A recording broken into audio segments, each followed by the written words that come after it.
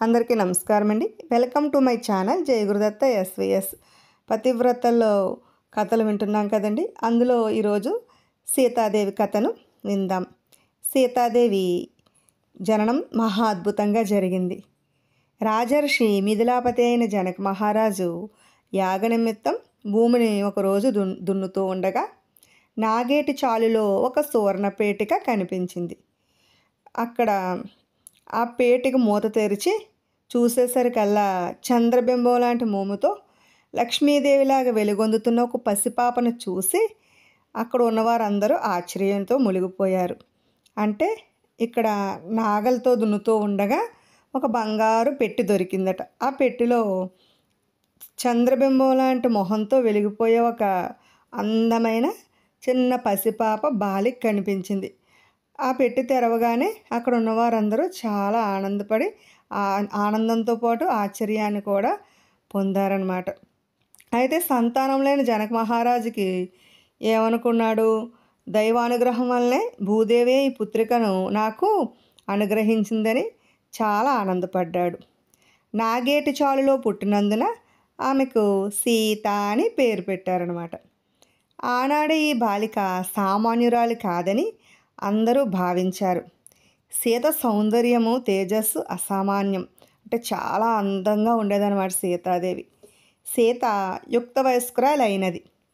సీతకి పెళ్ళిడు వచ్చిందనమాట. ఆమెకు తగిన వరుణుని నిర్ణయించడం జనకునికి ఒక పెద్ద సమస్యగా మారిందట. శివధనుర్భంగం చేయగల శక్తియుక్తునకే తన కుమార్తెనివ్వగలనని ప్రకటన చేశాడు మిథిలాధీశుడు.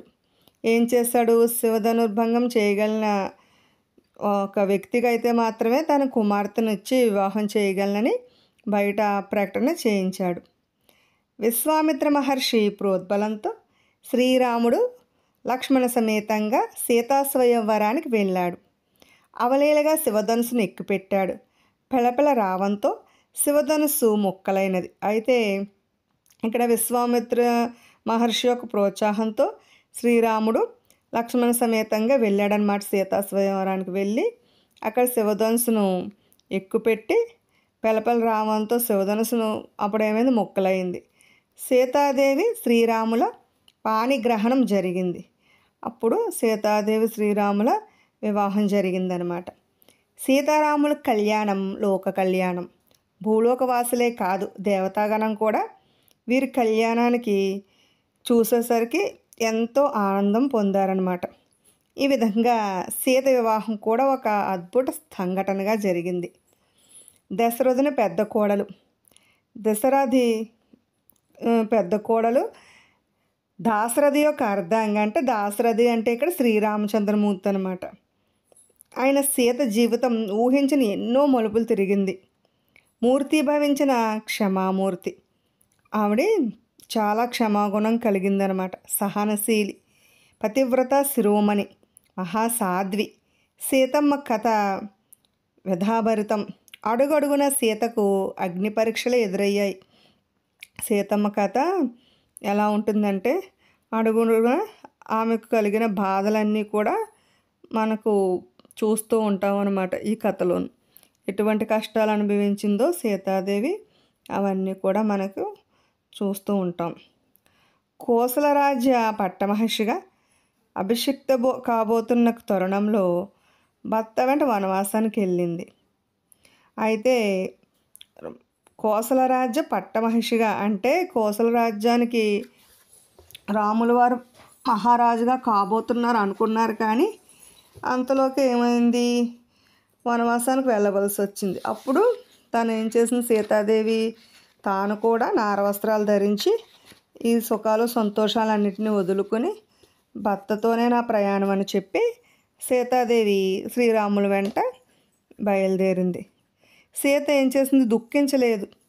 రాముని సన్నిధే పెన్నిదిగా, అరణ్యమే అయోధ్యగా భావించి వైదేహి ఆనందంగా వనవాస జీవితం గడిపింది. అడవుల వెంట శ్రీరాముడితో వెళ్ళింది. తన రాముడు ఎక్కడుంటే తనకు అక్కడే అయోధ్య అనుకుందట సీతమ్మ. అయితే అది ఎన్ని నాళ్ళు సీత ఒక విచిత్రమైన ప్రలోభానికి లోనైనది. అక్కడ ఉంది. వెళ్ళింది ఆవిడ ఆనందంగా ఆ కష్టాలని ఆనందంగా అనుభవిస్తూ ఉంది. అయితే ఏం జరిగింది ఇక్కడ? బంగారు లేడిని ఆశించింది. ఫలితంగా రామునికి దూరమైనది. రావణాసురునిచే అపహరణకు గురి అయినది. ఏం జరిగింది? సీతాదేవి ఇక్కడ బంగారు లేడిని చూసి మాయలో పడిపోయి ఆ లేడి కావాలనుకుంది. అనుకునేసరికల్లా శ్రీరామచంద్రమూర్తికి దూరం అయిపోయినది. అశోకవనంలో క్రూర రాక్షస స్త్రీల మధ్య చెరను అనుభవించింది. చాలా భయంకరమైన స్త్రీల మధ్యన ఆమె గడిపిందనమాట. ప్రాణత్యాగం చేసుకోబోతున్న సమయంలో హనుమంతుని రాక ఆమెకు ఊరటను కలిగించింది. శ్రీరామచంద్రుణ్ణి తాను మరలా చేరుకోగలననే విశ్వాసం ఏర్పడింది. సీత ప్రాణత్యాగం చేసుకోబోయే అంతట్లోకే హనుమంతుని చూసేసరికల్లా ఆమెకు మళ్ళీ ఒక నమ్మకం అనేది కలిగిందనమాట. మళ్ళీ రాముని తను చేరుకోగలదనే నమ్మకం అయితే సీతాదేవికి కలిగినది. రావణ వధ జరిగింది.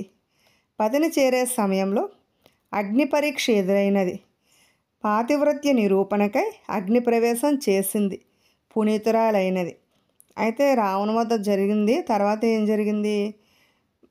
రాముల వారిని చేరుకోయే సమయంలో అగ్ని పరీక్ష పెట్టారన్నమాట సీతమ్మకి. ఆవిడ యొక్క పాతివ్రత్య నిరూపణకై అప్పుడు అగ్నిలో ఆమె ప్రవేశించింది. పునీతురాలైనది. ఆమె ఏమీ జరగకుండా అగ్గిలో తూకేసినా ఆమెకి ఏమీ కాలేదనమాట. ఆవిడ పాతివ్రత్య మహిమ వల్ల. అయోధ్య మహారాజ్ఞిగా ఎంతో ఆనందాన్ని ప్రశాంతతను అనుభవిస్తున్న సమయంలో ధర్మమూర్తి శ్రీరామచంద్రుని ధర్మపత్నిగా ధర్మ నిర్వహణకు పతికి దూరమైనది. అయితే అయోధ్య మహారాజ్ఞిగా ఆవిడ ఆనందాన్ని అయితే అనుభవిస్తుంది. అలా ఉండే సమయంలోనే శ్రీరామచంద్రుని ధర్మపత్నిగా ధర్మ నిర్వహణకు పతికి దూరమైనది. పరిత్యక్త అయిన సీత రాముని నిందించలేదు. సరే, కానీ అలాంటి సమయంలో కూడా సీతాదేవి రాముల వారిని అస్సలు నిందించలేదంట. నిండు గర్భిణిగా వాల్మీకి ఆశ్రయం పొందింది. లవకుశులకు మాత అయినది. లవకుశులకు విద్యాబుద్ధులతో పాటు అస్త్రశస్త్రాది యుద్ధ విద్యలు నేర్పింది. అయితే వాల్మీకి చెంతన చేరిన సీతమ్మ లవకుశులకు జన్మనిచ్చింది. ఇద్దరు కవల పిల్లలకు. అయితే వాళ్ళని ఎంతో క్రమశిక్షణగా పెంచి విద్యలన్నీ నేర్పించింది. అస్త్రశస్త్రాది యుద్ధ విద్యలు నేర్పించింది. వాల్మీకి నేర్పిన రామకథను లవకుశులు శ్రీరాముని సమక్షంలో గానం చేశారు. కొన్ని రోజులకు లవకుశులను సీతాదేవిని వాల్మీకి అయోధ్యకు తీసుకుని వచ్చాడు. అయితే సీతాదేవి కష్టాలు గట్టెక్కినవని సంతోషించే లోపలే మరలా శీల పరీక్షను కోరాడాడు శ్రీరాముడు. ఆ క్షణంలో నాగపడగల బంగారు సింహాసనంతో సహా భూదేవి ప్రత్యక్షమై సీతాదేవిని తన ఒడిలోనికి ఆహ్వానించింది. భూజాత సీత భూమాతనే చేరింది.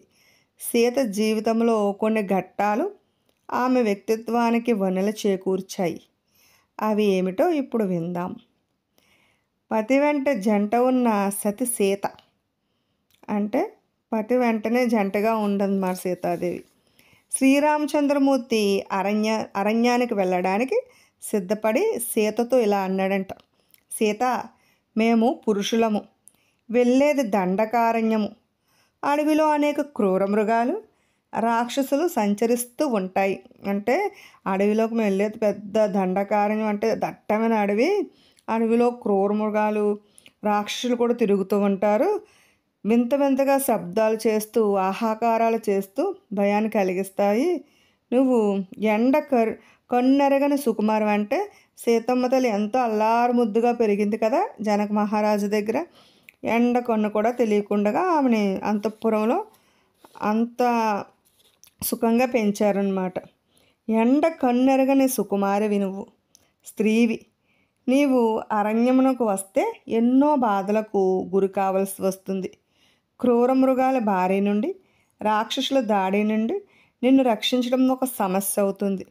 నాకు దూరమై దుఃఖాక్రాంతులైన నా తల్లిదండ్రులకు నా బదులుగా సేవ చేయి అన్నాడు. అయితే ఇక్కడ రాక్షసుల వల్ల చాలా ఇబ్బందులు కలుగుతాయి. నాకు దూరమయ్యి నేను దూరంగా ఉన్నానని బాధపడుతున్న నా తల్లిదండ్రులకు సేవ చెయ్యి అని శ్రీరామచంద్రుడు చెప్పాడనమాట. ఆ మాటలకు జానకి, పురుష సింహములైన మీరిప్పుడు క్రూర మృగాల వల్ల రాక్షసుల వల్ల నాకు భయం ఎందుకు? అందరినీ రక్షించే మీరు నన్ను రక్షించుకోలేరా అని సమయోచితంగా జవాబు చెప్పిందంట. అంటే ఏమని చెప్పింది ఇక్కడ సీతాదేవి? మీరు పురుష సింహాలైన మీరున్నప్పుడు, సింహం లాంటి మీరుండగా నాకు వేరే క్రూర మృగాల వల్ల భయం ఏంటి? రాక్షసుల నుండి నాకు భయం ఎందుకు? అందరినీ రక్షించి నువ్వు నాకు దగ్గరగా ఉన్నప్పుడు వాటి వల్ల నాకు భయం ఏమిటి అని చెప్పిందనమాట సీతాదేవి. సీత దీనికి పూర్వమే కౌసల్యరాముల సంభాషణ విని ఉన్నది. అంతకుముందే సీత ఏం చేసింది? కౌసల్యదేవిని రాముల వారు అంటే రాముల వారి యొక్క తల్లి అయిన కౌసల్యాదేవి రాముల వారు మాట్లాడుకుంటుంటే విన్నదంట. కౌసల్య రాముడితో ఇలా అన్నదంట, నాయన, లేక కలిగిన కుమారుడివి, యాగ ఫలితముగా లభించిన వరపుత్రుడివి, నిన్ను వదిలి నేను ఉండలేను, నేను కూడా నీ వెంట అరణ్యానికి వస్తాను అని బ్రతిమలాడిందడి తల్లి శ్రీరామచంద్రుడిని. అప్పుడు శ్రీరామచంద్రుడు ఇలా అన్నాడు, అమ్మా, నీకు తెలియని ధర్మం ఏమున్నది? సతికి పతియే దైవం. తల్లికి పుత్రుడు ఎంత ప్రియమైన వాడైనప్పటికీ భర్త కంటే అధికుడు కాడు. ఇక్కడ ఏం చెప్పాడు శ్రీరామచంద్రుడు?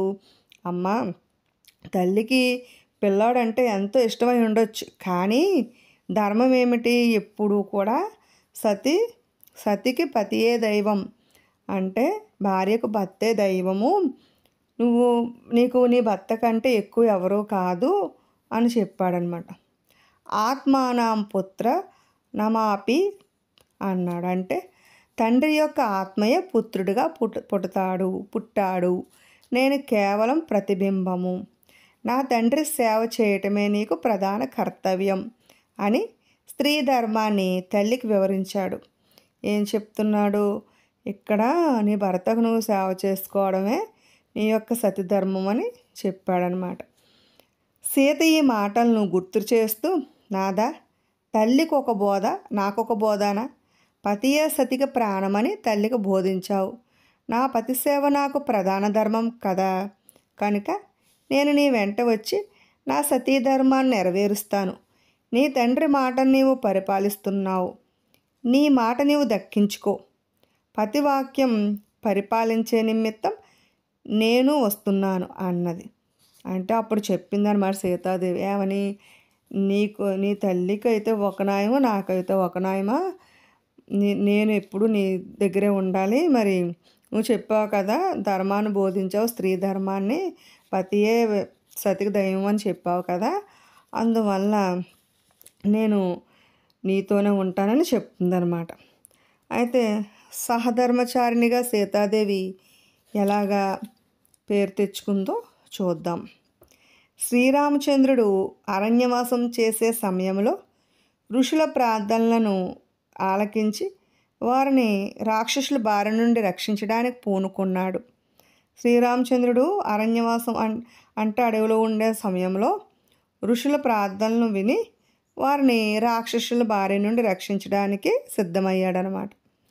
రాక్షస సంహారానికి సిద్ధపడ్డాడు. అప్పుడు సీత సహధర్మచారిణిగా తన కర్తవ్యాన్ని చక్కగా నిర్వర్తించింది. పతికి ఈ విధంగా బోధించింది. అప్పుడు సీతాదేవి శ్రీరాముడికి ఈ విధంగా చెప్పిందనమాట, నాథా, తాపస వేషం ధరించి వనవాసం చేస్తున్న మీరు ఆయుధాలను చేపట్టడం ధర్మమా? రాక్షసుల మీద మీకు ఏమీ అపకారం చేశారు? వారిని మీరు సంహరించడం ఎందుకు? మీ చర్యలు మీ వేషానికి తగినట్లు లేవు అన్నది. అప్పుడు నారవస్త్రాలు ధరించినప్పుడు ఎటువంటి ధర్మాన్ని పాటించాలో సీతాదేవి స్వయంగా శ్రీరామచంద్రుడికి చెప్పిందనమాట. ఇప్పుడు ఆయుధాలు అనేవి చేపట్టకూడదు, రాక్షసులు మీకు ఏ విధమైన అపకారం చేయలేదు కదా, మీరు వారిని ఇంక మీరు సంహరించడం ఎందుకు, అంటే చంపడం ఎందుకు అని చెప్తుంది. మీ చర్యలు, మీరు చేసే పనులు మీ వేషానికి తగినట్లుగా లేవు అని చెప్పింది. అప్పుడు శ్రీరాముడు చిరునవ్వు నవ్వుతూ, సీత, నీవు చెప్పినది నిజమే, కానీ ఈ రాక్షసులు ఋషులకు అంతులేని కష్టం నష్టం కలిగిస్తున్నాయి. వారు యజ్ఞయాగాదులకు తపస్సుకు భంగం కలిగిస్తున్నారు. ఋషులు నా వద్దకు వచ్చి నా సహాయం కోరారు. నేను వారికి మాట ఇచ్చాను. మాట తప్పటం పాపం. తాపసులు చేసే యజ్ఞయాగాది క్రతువుల వల్ల జగత్తుకు ఎంతో శ్రేయస్సు చేకూరుతుంది. కనుక ఇక ఈ విషయం మర్చిపో. నేను తలపెట్టిన కార్యము విశ్వశ్రేయస్సు కొరికే అని పలికాడు. అప్పుడు శ్రీరాముడు ఇలా అంటున్నాడు, సీత, నువ్వు చెప్పినది నిజమే, కానీ ఈ రాక్షసులు ఏం చేస్తున్నారు? ఋషులకు చాలా కష్టాలని నష్టాన్ని కలిగిస్తున్నారట. వారు ఏం చేస్తున్నారు? యజ్ఞయాగాదులు తపస్సు చేసుకుంటుంటే భంగం కలిగిస్తున్నారు. ఋషులు రాముల వారి దగ్గరకు వచ్చి సహాయాన్ని కోరారు. నేను వారికి మాట ఇచ్చాను. మాట తప్పడం పాపం కదా. తాపసులు చేసే యజ్ఞయాగాది కర్తువులన్నీ దేనికి? ప్రపంచం యొక్క క్షేమం కోరే చేస్తున్నారు. కనుక ఈ విషయం మర్చిపో, దీని గురించి నాతో ఇంక మాట్లాడకు అని చెప్తున్నారు. నేను తలపెట్టిన కార్యము ప్రపంచానికి మంచి చేయటానికి అని పలికాడనమాట శ్రీరామచంద్రమూర్తి.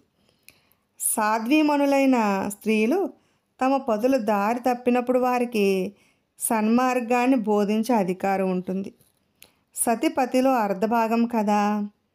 అంటే సాధ్వీమణులు మంచి స్వభావం కలిగిన స్త్రీలు తమ పతులు దారి తప్పుతుంటే తప్పుడు మార్గంలోకి వెళ్ళేటప్పుడు మంచి మార్గాన్ని బోధించే అధికారం ఉంటుంది. సతి పతిలో అర్ధభాగం కదా. అంటే స్త్రీ భర్తలో తన భార్య భర్తలో సగభాగం కదా. అందువలన సీతమ్మ ఇలా అంటుంది, రామచంద్ర, నేను నీ అర్ధాంగిని, ధర్మపత్నిని. నీకు హితవు చెప్పే అధికారం నాకు ఉన్నది. నీవు అంగీకరించినా అంగీకరించకపోయినా నీవు చేస్తున్న పని సరైనది కాదు. నీవు రాక పూర్వం నుండి రాక్షసులు ఈ అడవిలో జీవించడం లేదా? ఇప్పుడు నీవు వచ్చావని వారిని నాశనం చేసే పని నీకు అప్పచెప్పరు. నీకు అపకారం తలపెట్టని రాక్షసులను సంహరించడం పాపం. తాపస వేషంలో ఉన్న నీవు ఆయుధాలతో హింస చేయరాదు.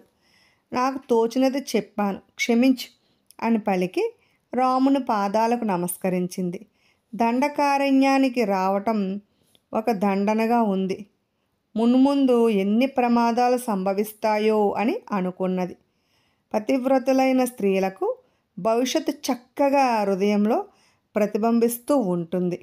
అప్పుడు చెప్తుంది సీతాదేవి ఇలా అని, ఏమని? ఓ రామచంద్ర, నేను నీ అర్ధాంగిని, నీ యొక్క భార్యను. నీకు మంచి చెప్పే అధికారం నాకు ఉన్నది. ఎందుకంటే నువ్వు ఒప్పుకున్నా ఒప్పుకోకపోయినా నీవు చేస్తున్న పని అయితే సరైనది కాదు. నీవు రాకపూర్వము నుండి, నువ్వు ఇక్కడికి రాకముందే రాక్షసులు ఈ అడవిలోనే ఉన్నారు, జీవించి ఉన్నారు. ఇప్పుడు నీవు వచ్చావని వారిని నాశనం చేసే పని నీకు అప్పచెప్పారు. నువ్వు వచ్చావని ఋషులేమో నీకు అప్పచెప్పారు అని చెప్తుంది. నీకు అపకారం తలపెట్టని రాక్షసులను చంపడం పాపం. నీకు ఎటువంటి అపకారం వారు చేయలేదు కాబట్టి నువ్వు వారిని చంపడం పాపం. తాపస వేషంలో ఉన్న నీవు ఆయుధాలతో హింస చేయరాదు. అంటే నువ్వు ఒక తాపస వేషం, ఇప్పుడు ఒక నార వస్త్రాలు అవి ధరించి ఉండి ఒక తాపసుల్లో ఉన్నప్పుడు హింస చేయటం నీకు తగదు అని చెబుతుంది. నాకు తోచినది చెప్పాను, క్షమించు అని పలికి రాముని పాదాలకు నమస్కరించిందట. అప్పుడు సీతాదేవి ఇలా అనుకుంటుంది, దండకారణ్యానికి రావడం ఒక దండనగా, అంటే ఒక శిక్షగా ఉంది. మున్ముందు ఇంకెన్ని ప్రమాదాలు సంభవిస్తాయో అనుకుంది. అయితే ఇక్కడ పతివ్రతలైన స్త్రీలకు భవిష్యత్తు చక్కగా ముందే మనసులో లోపలే తెలిసిపోతుంది అనమాట. అంతకు ముందర ఏం జరుగుతుంది అనేది వీళ్ళకి కనిపిస్తూ ఉంటుంది అన్నమాట. కాముడుండు చోట రాముడుండడు అంటే ఇక్కడ ఏంటో విందాం. సర్వసుఖములను భోగములను ఒక్క క్షణములో త్యజించి వనవాసానికి పతితో బయలుదేరిన సీతకు మాయలేడి పట్ల ఎందుకు కోరిక కలిగినది? సర్వసుఖములను భోగములను ఒక్క నిమిషంలో విడిచిపెట్టింది. కానీ వనవాసానికి పతితో బయలుదేరిన సీతకు మాయలేడి పట్ల ఎందుకు కోరిక కలిగినదో విందాం. ప్రేమ కలిగే ఆ లేడీ యందు ప్రాణనాథ వేడుకొందు నా మనంబు కోరికదీర రామచంద్ర దాన్ని తెమ్ము మరిది నిర్మించిన ఈ పర్ణశాల యందు దానితో ప్రొద్దు గొడుపుదు అని అది సామాన్య స్త్రీల వలె ప్రవర్తించిందట. కాముడు ఉన్న చోట రాముడు ఉండడు కనుక రాముడికి దూరమైనది భూజాత. అంటే ఇక్కడ ఏమిటి అర్థం? కాముడు అంటే కోరిక, కోరికున్న చోట రాముడు ఉండడు. అదే ఇంతవరకు సీతమ్మకి ఎటువంటి మాయ కమ్మలేదు, కానీ ఇప్పుడు మాత్రం ఏం జరిగింది? ఆ మాయలేడిని చూడగానే నాకు కావాలి అనే కోరిక కలిగిందనమాట సీతమ్మకి. ఎప్పుడైతే సీతమ్మ మనసులో ఈ కోరిక కలిగిందో అప్పుడే రాముడికి దూరం అయిపోయింది. భూజాత అంటే భూమి నుండి పుట్టింది కదా సీతమ్మ, అందుకు భూజాత అయినది. అయితే దైన్యంలో ధైర్యము. అశోకవనంలో సీత యొక్క జీవితము వర్ణింపలేని దుఃఖమయం, చెప్పలేనంత దుఃఖంగా ఉన్నదనమాట. రావణుని బెదిరింపులు, చుట్టూ చేరిన రాక్షస స్త్రీల మాటలు ఆమె దుఃఖసాగరములో ముంచివేశాయి. ఈ రావణాసుడు వచ్చి బెదిరించడము, రాక్షసులు స్త్రీల మధ్య మాటలు, ఆమె ఇంక చాలా దుఃఖంలో మునిగిపోయింది సీతమ్మ అక్కడ. కానీ నిరంతర రామధ్యానం వలన తన కాలమును కాయమును సార్థకం చేసుకుంది. కానీ శ్రీరామచంద్రమూర్తి నామాన్ని మాత్రం విడిచిపెట్టకుండా రాముని ధ్యాసలోనే ఉండటం వల్ల తన కాలమును కాయమును శరీరమును, అంటే కాయము అంటే ఇక్కడ శరీరాన్ని సార్థకం చేసుకుంది. రావణుడు ఆమెకు తన వైభవం భోగభాగ్యాలు చూపించాడు. తన ప్రతాపాన్ని గురించి పదే పదే చెప్పాడు. శ్రీరామచంద్రుడు లంకకు రావడం, నిన్ను మళ్ళీ పొందడం అసాధ్యం. ఏడాది గడువు ఇస్తున్నాను. మనసు మార్చుకోకపోతే రాక్షస స్త్రీలకు నిన్ను ప్రాతకాల ఆహారంగా అర్పిస్తాను అని క్రూరాతి క్రూరంగా రావణుడు బెదిరించాడు. అయితే రావణుడు ఏం చెప్తున్నాడు? నువ్వు రాముడి కోసం ఇలా వేచి ఉండడం అనవసరం, ఇంకా రాముడైతే రాలేడు, చూడు నా భోగభాగ్యాలన్నీ ఏమున్నాయో అవన్నీ చూపించాడు. తన యొక్క గొప్పతనాన్ని అంతా చెప్పాడు. అయితే ఈ లంకకు రావడం అనేది కష్టం, 1 సంవత్సర కాలం నీకు గొడవిస్తున్నాను, మనసు మార్చుకోపోయావనుకో నా రాక్షస స్త్రీలకు నిన్ను ప్రాతకాలం అంటే ఉదయం బ్రేక్ఫాస్ట్ కింద టిఫిన్ కింద పెట్టేస్తాను అని చెప్పాడనమాట. క్రూరాతి క్రూరంగా చెప్పాడు రావణుడు. ఆ మహాసాధ్వి సీతాదేవి ఒక గడ్డి పరకను తనకు రావణునికి మధ్యగా ఉంచిందట. పతివ్రత దుష్టుడైన పరపురుషునితో నేరుగా మాట్లాడరాదు, అందువల్ల గడ్డి పరకను ఉంచిందనుకోవచ్చు. రావణుని పరాక్రమం, ఐశ్వర్యం రాముడి భార్యనైన నాకు తృణప్రాయం సుమ అని సూచనాప్రాయంగా జానకి తెలియచెప్పడము కావచ్చు. అనేక సార్లు రావణుడు సీతను వేధించినప్పుడు సీతాదేవి ధైర్యంగా, నీచుడా, నీవు ఎన్ని చెప్పినా నేను నీకు వశం కావటం కల్లా, రాముడు ధర్మాత్ముడు, మహావీరుడు, రాముని చేతిలో నీకు చావు తప్పదు అని రోషావేశంలో బుద్ధి చెప్పింది. ఏమని చెప్పింది? మహాసాధ్వి అయిన సీతాదేవి ఒక గడ్డి పరకను తనకు రావణునికి మధ్యగా ఉంచిందట. ఎందుకు? పతివ్రత దుష్టుడైన పరపురుషునితో నేరుగా మాట్లాడరాదు, అందుకు మధ్యలో ఉంచిందన్నమాట గడ్డి పరకను. రావణుని పరాక్రమం, ఐశ్వర్యం రాముడి భార్యనే నాకు తృణప్రాయం సుమ, చాలా చిన్న ముక్కతో సమానం నీకున్నదంతాను అని చెబుతుంది. అని అంటే గడ్డి పరకతో సమానం నీకున్న ఆస్తి ఐశ్వర్యం అన్నీ రాముడి ముందరని అది కూడా ఒక అర్థంగా తీసుకోవచ్చు, గడ్డి పరకను చూపించడం. అనేక సార్లు రావణుడు సీతను వేధించినప్పుడు సీతాదేవి ధైర్యంగా ఇలా అంది, నీచుడా, నువ్వు ఎన్ని చెప్పినా నీకు నేను వశం కావడం కళ్ళ జరగదు. రాముడు ధర్మాత్ముడు, మహావీరుడు, రాముని చేతిలో నీకు చావైతే తప్పదు అని కోపంగా బుద్ధి చెప్పిందనమాట. రావణ, ఇంకొక మాట చెబుతాను విను. నా పాతివ్రత్య మహిమచే నిన్నిప్పుడే భస్మం చేయగలను. నా తపం వ్యర్థం చేయటం నాకు ఇష్టం లేదు. అంతేకాక శ్రీరాముడు నిన్ను నీవే రక్షించుకో అని ఆజ్ఞ ఇవ్వలేదు. ఆ భారం అతనిపై ఉంది, అతడే వచ్చి నన్ను రక్షించగలడు అని పలికినదట. ఏం చెప్పింది? నా ప్రాతిరోధ్య మహించే నిన్ను ఇప్పుడే బూడిద చేసేయగలను, కానీ నేను చేసుకున్న తపస్సు అంతా వ్యర్థం కావడం నాకు ఇష్టం లేదు.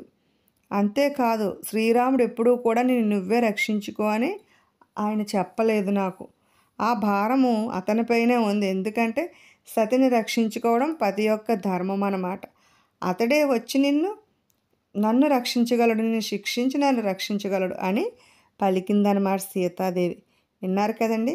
మిగతాది రేపటి భాగంలో విందాం. పతివ్రతల కథలను వినాలనుకుంటే ఫస్ట్ మా ఛానల్ని సబ్స్క్రైబ్ చేసుకోండి, బెల్ ఐకాన్ క్లిక్ చేయండి. మేము చేసిన వీడియోస్ నోటిఫికేషన్ కోసం బెల్ ఐకాన్ క్లిక్ చేయండి. లైక్ చేయండి, షేర్ చేయండి, కామెంట్ చేయండి. Thanks for watching.